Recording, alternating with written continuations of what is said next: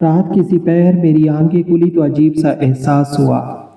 अचानक सांस रुकी थी या दिल की धड़कन जैसे किसी ने बहुत भारी पत्थर मेरे सीने पे ला रखा हो। मुझे तो अभी दिल का कोई आरसा नहीं, तो फिर ऐसा क्यों महसूस हो रहा है? शायद बहुत देर से बाएं जानिब करवट लिए सोता रहा हो। अब मुझे करवट बदलनी चाहिए। वैसे भी करवट ना बदलने की वजह भी तो नहीं रही। एक बार फिर मेरा दिल उछलकर हल्क में आ गया। अरे मैं ऐसा सोच भी कैसे सकता हूँ? मैंने खुद को झड़का नहीं रही, ऐसा नहीं हो सकता। ऐसे कैसे जा सकती है? माना मैंने कभी इसका हाथ थाम कर साथ जीने मरने की कस्में नहीं खाई। मगर क्या हम मस्ती के लोग शादी करते वक्त गैर इरादी तौर पर अपने दिलों में ऐसी ही औद व पैमान नहीं कर लेते? किसी के समझाए बगैर एक दूसरे को ठीक से जाने पहचाने बगैर ही हमें एक दूसरे से मोहब्बत हो जाती है। ऐसा मैं नहीं, मेरी मरहूम अम्मा बीवी कहा करती थी। जब शादी से एक रात पहले मैंने इनकी गोद में मुंह छुपाकर डरते डरते कहा था कि अम्मा भी भला मैं किसी अजनबी औरत से मोहब्बत कैसे कर सकता हूँ, जिसको बस एक नज़र देखा हो, जिसकी आवाज़ तक की पहचान ना हो, जिसकी आहट कभी महसूस ना की हो, जो खुशबू कौन सी लगाई है वो तक मालूम ना हो, तो भला ऐसे किसी को कैसे दिल दिया जाता है? और अम्मा भी ने हमेशा की तरह किस कदर प्यार से समझाया था, मोहब्बत तुम नहीं, वो तुमसे करेगी और तुम्हें बस इसकी मोहब्बत की आदत हो जाएगी बेटा। औरत तो है ही मोहब्बत, सरता पीर मोहब्बत, मगर मर्द ज़्यादातर आदी होता है। औरत को मालूम है मर्द को आदी बनाना है। अक्लमंद औरत कभी मर्द को मोहब्बत करने पर मजबूर नहीं करती, बस अपनी मोहब्बत का आदी बना देती है। और मुझे अपनी बहू पर पूरा पूरा भरोसा है। तुम ज़्यादा फिक्र ना करो। एक दिन तुम आँख खोलोगे और तुम्हें लगेगा कि बस आज से तुम इसके बगैर नहीं रह सकते। तुम्हें इसके खो जाने से डर लगने लगेगा। तुम इसकी छोटी छोटी नादानियों पर हंसोगे, मजाक उड़ाओगे, इसकी बेवकूफ़ियों पर तंज भी करोगे, मगर इससे दूर हो जाने का ख्याल भी तुम्हें बेचैन कर देगा। अब मम्मी की बातों से मुझ में छुपा जिद्दी मर्द उभर कर सामने आ गया हो। मैं ऐसा वैसा कोई मामूली बंदा नहीं कि ज़रा सी औरत की मोहब्बत के जाल में फंस जाऊं। अम्मा बीबी तो मुझे अभी तक छोटा सा बच्चा ही समझती है। मैं छोटा बच्चा नहीं था, फिर भी कितनी देर तक अम्मा बी की गोद में मुंह छुपाए पड़ा रहा। अम्मा भी गलत कह रही है कि मर्द मोहब्बत नहीं करता, सिर्फ आदी होता है। मुझे किस कदर मोहब्बत है अम्मा बी से हमेशा से थी। मैं घर में 3 भाइयों और एक छोटी बहन का सबसे बड़ा भाई हूँ। और अब्बा मियाँ के गुजर जाने के बाद मैंने ही कम उम्री से अब्बा मियाँ की जगह संभल ली और घर का कारोबार अपने कंधों पर ला दिया। तो क्या ये सब सिर्फ आदी होने पर किया? नहीं, मैं मोहब्बत करता हूँ भाइयों से, नन्ही सी बहन से और सबसे बढ़कर अपनी अम्मा बी से। ऐसा इल्ज़ाम कैसे लगा सकती है अम्मा बी भी हम मर्दों पर कि मर्द मोहब्बत नहीं करता? मैं चाहता हूँ तो अम्मा बी को बातों में घेर सकता था, मगर मैं अम्मा बी से उलझना नहीं चाहता था। वो कितने दिनों बाद मेरी शादी के सिलसिले में होने वाले हंगामों में दिन रात मसरूफ़ होकर भी बेहद मसरूर थी। शायद अब्बा मियाँ के बाद वो पहली बार इस कदर हशास थी। तो अब मैं इनका मिजाज पर हम क्यों करता? मैं कोई गंदा बच्चा थोड़ी हूँ। मैं बच्चों की तरह कई दूसरी बातों में मगन अम्मा बी की मोहब्बत व शफकत का मज़ा लेता रहा था, मगर दिल ही दिल में कहे मेरा खुद सर्द मुकम्मल तौर पर जाग चुका था। ख्यालों का सिलसिला टूट कर घर की गैर मामूली खामोशी को महसूस किया, मगर फिर मुतमईन हो गया। दोनों बच्चे तो शाम से ही अपनी पप्पो के साथ चले गए थे।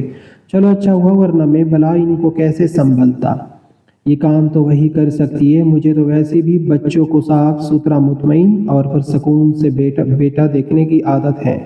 मैं नहीं चाहता था कि इसके बगैर बच्चों के साथ वक्त गुजारूं। किसी नामुनासिब बात पर इनकी जड़ को वो होती है तो मेरे सामने पता नहीं कैसे दोनों बहुत ही शरारती बच्चे मुकम्मल तौर पर अदब के दायरे में रहते हैं। मुझे अभी तक मालूम है कि बाप की हर शफकत व मोहब्बत के बावजूद किस तरह माँ बच्चों के दिलों में बाप के लिए बेइंतहा अदब डाल देती है। जैसे कोई माली बीज को पानी देते देते तनावर दरख्त बना लेता है। तो अच्छा ही है सो बच्चे अपनी पप्पो के साथ चले गए। ये हिदायत भी इसने दी होगी, वो ना होकर भी मौजूद है। मैंने सोचते सोचते करवट बदली और बिस्तर की दूसरी जानिब सपाट खाली जगह ने मुझे मुकम्मल तौर पर बेदार कर दिया। पता नहीं क्यों शादी के गुजरने 8 सालों में तकरीबन हर रात मैंने इसकी जानिब करवट लेकर सोने में कबात महसूस की। مجھے کسی بات کا خوف رہا تھا، شاید اس بات کا کہ کہیں وہ جاگتی نہ ہو، جیسا کہ وہ اکثر ہی جاگتی رہتی تھی۔ اور پھر میری اس کے چہرے پر نظر پڑی۔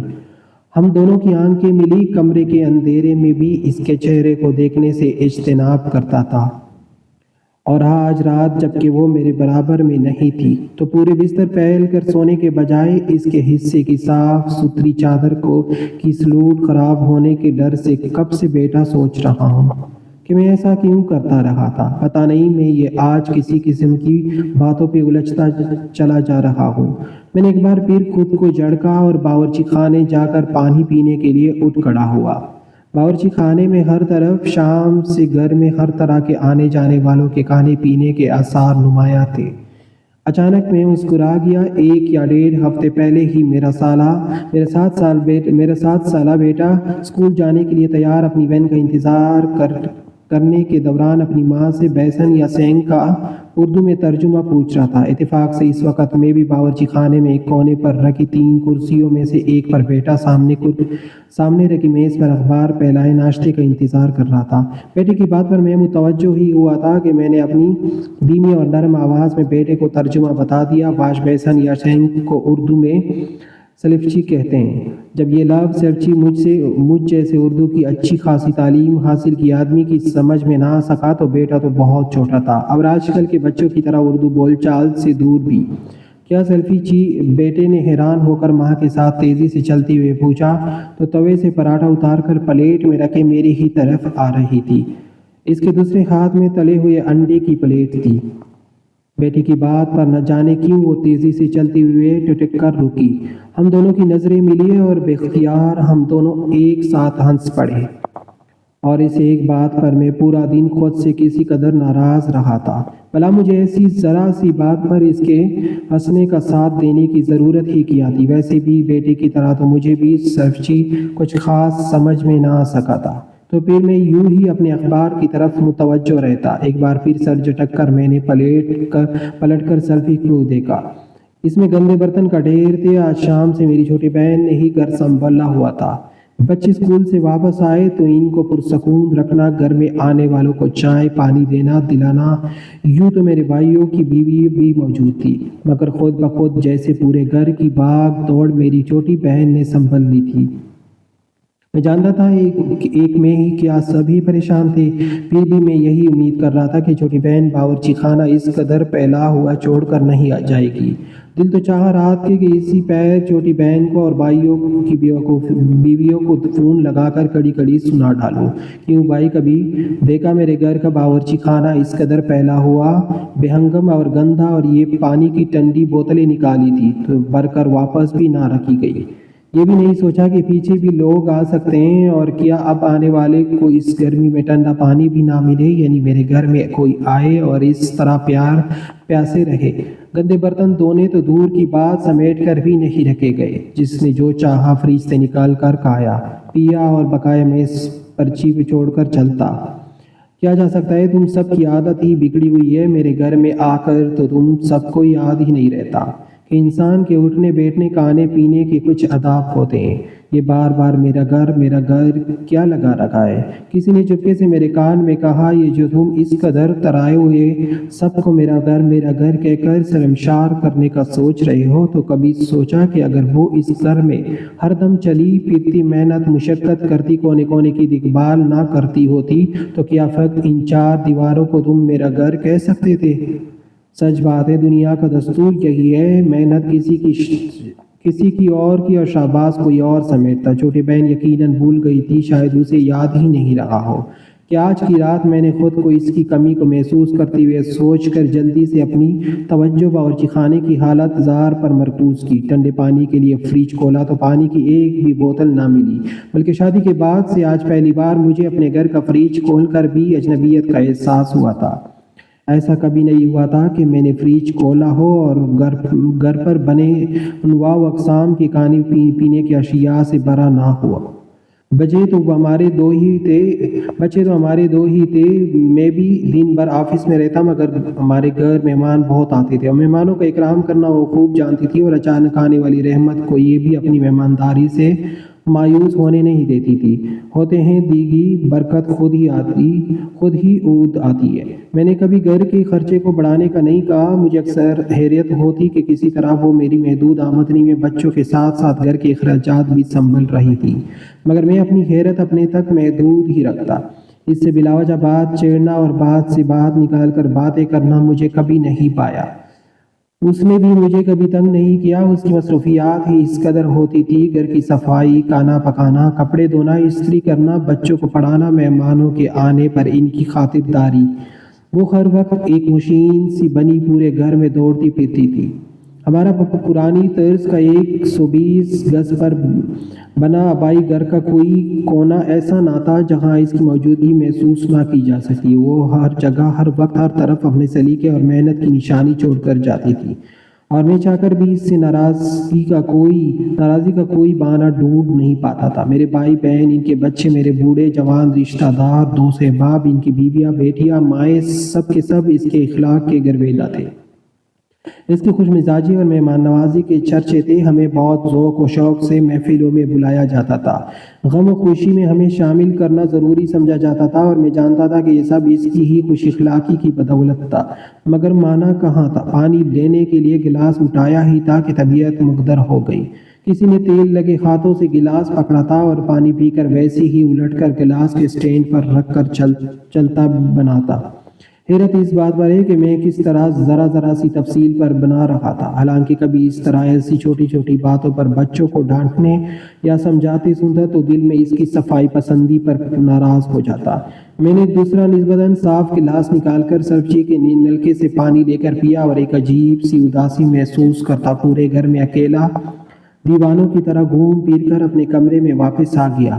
میں جذباتی انسان کبھی نہ رہا، بس اپنے آپ کو دوسروں کے سامنے کھولنا پسند نہیں کرتا تھا۔ حالانکہ میں نے بھی کبھی کسی کے ساتھ کوئی زیادتی یا دل دکھانے کی بات نہیں کی، پھر بھی اکثر لوگ مجھے مغرور سمجھتے تھے اور مجھ سے بات کرنے سے کتراتے تھے۔ جب سے وہ میری زندگی میں آئی تھی، سب نے مجھ سب سے بات کرنے کا ذریعہ اسے بنا لیا تھا، اور کیونکہ وہ نہیں تھی لہٰذا گھر پر آئے ہوئے میں نے کسی نے بھی جاتے ہوئے مجھے بتایا تک نہیں تھا۔ شاید وہ سب مجھے کمرے میں سوتا ہوا سمجھے ہو اور نیند خراب کرنے کے ڈر سے ہی مجھے بتایا نہ ہو۔ چھوٹی بہن کا بچوں کو لے جانے کا بھی اپنے موبائل پر چھوٹی بہن کے میسج سے پتہ چلا تھا، تو اب کیا کروں؟ کاش چھوٹی بہن جاتے جاتے 2-4 منٹ مجھ سے بات کر لیتی۔ مجھے کسی کے سامنے تو اقرار کرنا ہی ہے، کسی کو تو بتانا ہی ہے کہ میں اس کے بغیر بہت اداس ہوں اور اس کے بغیر بالکل ادھورا سا لگ رہا ہوں، اور میں اس کے بغیر بالکل نہیں رہ سکتا۔ گھڑی صبح کے 4:30 بجا رہی تھی، یعنی میں تقریباً پوری رات ہی ایسے سوچتے، ایسے یاد کرتے گزار چکا ہوں، اور اس بات سے ہی ڈر رہا ہوں کہ کہیں وہ ہمیشہ کے لیے ہی نہ کھو جائے۔ دل پھر مچلا کہ میں نے کچھ سوچے سمجھے بنا فون اٹھایا اور اسے میسج کیا۔ کیسی طبیعت ہے؟ حالانکہ اتنا تو مجھے معلوم ہی تھا کہ ایمرجنسی میں فون لے جانے کی اجازت نہیں، لہٰذا اندر فون بند ہی رکھنا پڑتا ہے۔ چند سیکنڈ میں ہی جواب آ گیا، نماز کے لیے اٹھے ہیں۔ خلاف توقع میسج ملنے پر خوشی اپنی جگہ، مگر اس کے معمول کے میسج پر میں اور بگڑ گیا۔ کیا کہا ڈاکٹر نے؟ میں نے بھی جیسے اس کے طریقے پر ہی چلنا چاہا۔ صبح 7 بجے تک رپورٹس آئے گی تو ہی بتائیں گے۔ آپ کچھ کھا لیں پلیز۔ کھانے کا تو ایسے کہہ رہی ہے جیسے اسے میری ہی پرواہ ہو۔ خود وہاں ایمرجنسی میں آرام سے ہیں اور میں یہاں اکیلا اور بھوکا بھی۔ اس کے جانے سے پہلے کھانا لگانے کا کہہ ہی دیتا۔ میں بھی تو اس قدر جذباتی ہو گیا فضول میں۔ مجھے شدید غصہ آنے لگا، اور وہ بھی توصیف پر جو میرے بچپن کا دوست تھا، اور میرے گھر اس کا آنا جانا گھر کے ایک فرد کی طرح تھا۔ مجھے کیا معلوم تھا کہ وہ اس طرح مجھے استعمال کرے گا۔ آج تک مجھے بے بسی کا ایسا احساس نہ ہوا تھا جیسا اب ہو رہا تھا۔ اب کسی طرح کیسے اظہار کروں وہ پتہ نہیں کب تک رہے، اور یہاں تو ایک رات گزارنی مشکل ہو گئی ہے۔ تو کیا کروں؟ اپنے آپ کو کمزور دکھا دوں یا بتا دوں کہ میں تو بس اپنی بیوی کے بغیر رہ نہیں سکتا؟ کس قدر مذاق اڑائیں گے سب۔ جیسے ہی صبح کی سفیدی نمودار ہوئی میں تیار ہو گیا۔ اس کے جاتے ہوئے میں نے یہی ظاہر کیا تھا کہ وہ جاتی ہے تو جائے، میرے معمول میں ذرا بھی فرق نہیں پڑے گا۔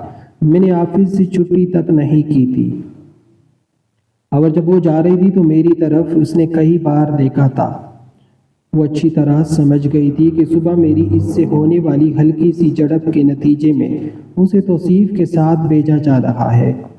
اس نے مجھے آفس فون کر کے بات ختم کرنی چاہیے تھی، مگر اس میں ضد پر اترا ہوا تھا۔ پھر جب کچھ نہ بن پڑا تو وہ بول پڑی، آپ ہی بتائیں، میرا تو میکا بھی نہیں ہے کہ میں کچھ دنوں کے لیے بچوں کو لے کر وہاں چلی جاؤں کہ آپ کا غصہ کچھ کم ہو سکے۔ اور جب وہ قدرت کے پیدا کردہ موقع پر واقعی جا تو رہی تھی تو میں دونوں ہاتھ سینے پر باندھے ایک ضدی بچے کی طرح فاتحانہ انداز میں دروازے پر کھڑا بس اسے جاتے دیکھ رہا تھا، اور دل میں عہد کر چکا تھا کہ میں اس کی غیر موجودگی میں مزے کروں گا۔ لیکن اب مجھے واقعی مزہ آ گیا تھا۔ تمام بھائیوں اور چھوٹی بہن کو میری اس سے انبن کا پتہ چل گیا تھا، اور وہ سب کے سب اس کے جاتے ہی میرے گھر آ کر بھی بس ادھر ادھر بیٹھ کر کاپی کر چلے گئے تھے، کیونکہ بات تو مجھ سے کرنے کے لیے کسی کی بھی ہمت نہ تھی۔ تیار ہو کر میں نے چھوٹی بہن کو فون کر دیا کہ وہ بچوں کو اسکول نہ بھیجے، اور پھر سوچ بچار کر کے ان سب کی بھی جان میں جان آ جائے، یہ بھی لکھ ڈالا کہ اب بچوں کی ماں ہی واپس آ کر اسکول بھیجے گی۔ یوں تو میری لاڈلی چھوٹی بہن شادی شدہ 2 بچوں کی ماں تھی، مگر اپنے بچوں کے لیے میں تو کسی کی پریشان کرنا نہیں چاہتا تھا، اور کئی مجھے اپنی بہن پر بھروسہ یا اعتبار کی کمی بھی محسوس ہوتی تھی۔ مجھے اس کا اپنے بچوں کے لیے بہت حساس ہونا پسند تھا، اور میں خود بھی اس کے رنگ میں رنگ چکا تھا۔ یہ میرے بچے ہیں اور ہماری ذمہ داری ہے۔ میں آفس کی تیاری کر کے نکلا، مگر میرا رخ اسپتال کی طرف ہو گیا۔ بہت سمجھایا خود کو، بہت منایا، ایسی کمزوری ساری عمر کا روگ بن جایا کرتی ہے۔ اب ہمت کر کے کہ ایک فیصلہ کیا ہی ضد ہے تو نبھاؤں، مگر نہ بھائی، دل نے تو سینے میں اس قدر عدم مچا دیا کہ مردانگی ضد خود ساری ادھری ادھری کی رہ گئی۔ اسپتال کی ایمرجنسی وارڈ کے باہر توصیف ٹہلنا نظر آ گیا، اور میرا غصے سے پارا ایک بار پھر اوپر پہنچ گیا۔ ہاں بھائی، کیا پروگریس ہے؟ کب تک رہو گے یہاں؟ میں نے تنگ کر پوچھا۔ توصیف جو مجھے دیکھ کر ایک کر میرے گلے لگا تھا، لٹکا کر پیچھے ہٹ گیا۔ ابے تو ایسے ہی کہہ رہے ہیں جیسے کب سے بھابھی کو میں نے روک رکھا ہو۔ توصیف ہمیشہ سے میرے دل کی بات کو فوراً سمجھایا کرتا تھا، اور اس کی عادت تھی بغیر لپا پوتی کے میرے منہ پر جواب مار دیتا تھا، لہٰذا میں پہلے گڑبڑایا، پھر شیر ہونے میں عافیت سمجھی۔ ہمیشہ سے احساس فراموش ہے تو مانا تجھے ہے نہیں، مجھ سے جواب نہ بن پڑا تو تملا کیا، اور توصیف کو چھوڑ کر ایمرجنسی میں جانے کے لیے بڑھا۔ اے ٹھہر جا، میرے تیر کمان کمرے میں شفٹ کر دیا ہے، تجھے بتا نہیں سکتے، اس لیے میں یہاں کھڑا تھا۔ ایسی شاندار جوڑی ہے تیری، سبحان اللہ، کہ مجھے بھابھی نے صبح 5 بجے سے ہی کہہ دیا تھا کہ تو آتا ہوگا، اب چل جنرل وارڈ میں نے پلٹ کر توصیف کو گورا تو وہ کلکلا کر ہنس پڑا۔ ابے چلنا، مجھ سے بھی چھپائے گا کیا بیٹا؟ امی نے تو رات میں ہی کہہ دیا تھا کہ ناحق بھائی کو تکلیف دی۔ امی کے ساتھ رات میں رکنے کے لیے میری دونوں بہنیں بھی تو ہیں، تو اس وقت اس قدر بضد تھا کہ ہم بھابھی کو لے کر آئے۔ اب بتا ہمارا کیا قصور؟ بات یہ کہ بچے پریشان ہیں، آج ان کی اسکول کی چھٹی بھی ہو گئی، اس لیے بس مجبوری ہے یار، سمجھا کرو۔ میں نے بات بنائی، مگر وہ بھی میرے بچپن کا دوست تھا۔ آپ بالکل درست فرما رہے ہیں جناب، وہ مکری، مگر کبھی کبھی سچ بولنے میں حرج نہیں۔ چلو ہم سے نہ ہی صحیح، اپنے آپ سے تو سچ بولو، اور لگے ہاتھوں کبھی کبھار اپنی بیوی سے اظہار بھی کر دیا کرو، آخر بیوی ہے یار، وہ بھی اکلوتی۔ دیکھو نا، تم نے زبردستی بھابھی مطلب اپنی بیوی کو میری امی کے اسپتال جانے کا سن کر روانہ کر دیا، اور حکم بھی صادر کر دیا کہ جب تک امی ٹھیک ہو کر گھر نہیں چلی جاتی وہ امی کے ساتھ ہی رہے۔ ناراض ناچاکی تو ہوتی رہتی ہے میاں بیوی میں، اگر ایسے کوئی تو نہیں کرتا۔ خیر، اچھا ہوا کہ تمہارا موڈ رات بھر میں ہی ٹھیک ہو گیا۔ اب بھابھی کو لے کر جاؤ، اگر تم نہیں بھی آتے میں خود چھوڑ آتا۔ ان کو تو آج کا دن صرف ان کے ساتھ گزارو، بچے چھوٹی بہن کے پاس رہنے دو، رات میں جا کر لے جانا، سمجھے؟ اتنی اچھی سمجھدار بھابھی ہیں ہماری، قدر کرو۔ میرے بھائی اور امی الحمدللہ بالکل ٹھیک ہیں، ہو سکتا ہے کل تک ان کو ڈسچارج بھی کر دے۔ تمہارا اور بھابھی کا شکریہ کہ انہوں نے اس مشکل وقت میں ساتھ دیا۔ بار بار میرے ذہن میں اماں بھی مرحوم کی ایک ہی بات بازگشت کر رہی تھی، مرد محبت نہیں کرتا، عادی ہوتا ہے۔ میں نے سر جھٹک کر اماں بھی مرحوم کی بات کا جواب دیا، نہیں اماں بھی، مجھے اس کی عادت نہیں، اس سے محبت ہو گئی ہے۔ गो तो सीफ मेरे बचपन का दोस्त था, मगर आज से पहले वो मुझे इतना प्यारा नहीं लगा था।